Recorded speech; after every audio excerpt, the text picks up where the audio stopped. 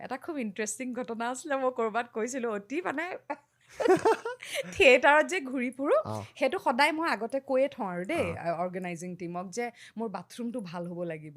তাৰপিছত এঠাইত মানে সেইদিনাখন ডাইৰেক্ট গৈছোঁ ডাইৰেক্ট শ্ব' কৰিম আৰু তাৰপিছত মোৰ লগত থকা ছোৱালীজনীয়ে চব চাই আহে মানে প্ৰথমতে ৰেকি এটা তাই কৰি আহে গাড়ীৰ পৰা নামি বাইদেউ ঠিক আছে মই মানে এই পৰ্যন্ত কৈ থওঁ যে মানুহ ঘৰত যে থাকিম ৱালখনত পিক চিক বা তামোল খাই চূণ সনা দাগো থাকিব নোৱাৰিব তাৰমানে কেঁচা ঘৰত থাকিব দিয়া নাই পকা ঘৰেই দিয়ে সদায় আছাম টাইপ ঘৰ কিন্তু মানে চাফা হ'ব লাগে আৰু এতিয়া বাথৰুমটো চাই আহে তাই ক'লে ঠিক আছে বাইদেউ ঠিক আছে হ'ল আৰু গ'ল মই শ্ব'টো কৰি আহিলোঁ আৰু চব বাথৰুম বেলেগ বেলেগ ন গাঁৱত পায়খানাটো বেলেগ পেচাব কৰাটো বেলেগ গা ধোৱাটো বেলেগ তাই চাগে এনেই উপৰি চাফা নে কি চাই আহিলে তাৰ ৰাতিপুৱা নেচাৰ্ছ কল আহি গ'ল ৰাতিটো পেচাব কৰিলোঁ অলপ মুখ হাত ধুলোঁ গুচি আহিলোঁ নেচাৰ্ছ কল আহি গ'ল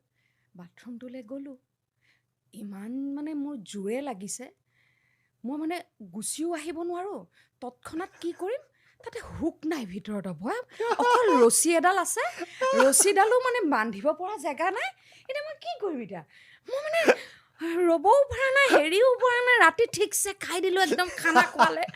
লাহে মাহে চব খাই দিলোঁ তাৰপিছতে ৰছীডাল ধৰি পেলাই বহি গ'লোঁ ইমান ভিজুৱেলাইজ কৰাচোন ৰছীডাল ধৰি বহি গ'লোঁ তেতিয়ালৈকে ঠিক আছে শেষৰ যিটো পৰ্যায় আহিলে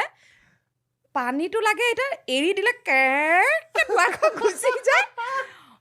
মা তাৰপিছত কি কৰিম বুদ্ধি বাপেকে কাপোৰৰ সৈতে ৰছীডাল বান্ধি ল'লোঁ নহয় টানকৈ দুৱাৰৰ ৰছীডাল বান্ধি ল'লোঁ তাৰ পিছতহে কোনোমতে